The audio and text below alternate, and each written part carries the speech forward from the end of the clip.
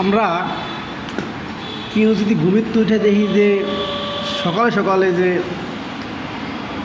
শুধু স্লোগান শুনি যে তারেক রহমান, তারপরে এই যে তোমার সারাদিন আন্দোলন করে যে জামাত শিবির রাজাকার রাজাকার, পিঠি সামনা থাকবে না পাকিস্তান।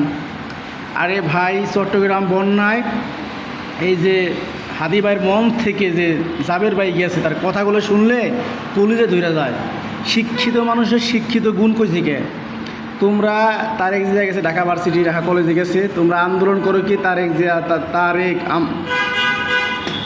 তারেক রহমান তারেক রহমান, ঘুম থেকে উঠে যদি এটাই শোনা লাগে। আর আজ পর্যন্ত দেখো জামাতের কোনো প্রোগ্রাম নাই, আন্দোলন নাই, কিছু নাই। সাদিক কায়ুম ভাই নিরিবিলি স্বাক্ষর দিয়ে সে বিবি থেকে সরে গেল। আর তোমরা এলে কেতা কামড়াইয়া মাটিরে এইরকম কামড়াই ধরতা, ধরে তো ছাড়তা না। এলো শিক্ষিতর গুণ। তোমরা এগুলো বলে এনে খায় না বাংলাদেশে, বুঝছো? এই রাজাকার রাজাকার খায় না, তোমরা যা কো এগুলো খায় না। তার প্রমাণ জাবের ভাই দিয়ে বোঝা যায়। জাবের ভাই যে সুন্দর করে টান দেওয়ার কথা যে চট্টগ্রাম বলল, আমি মনে করি সে একটা শিক্ষিত সমাজের বসবাস করে, সে শিক্ষিত একটা পোলা।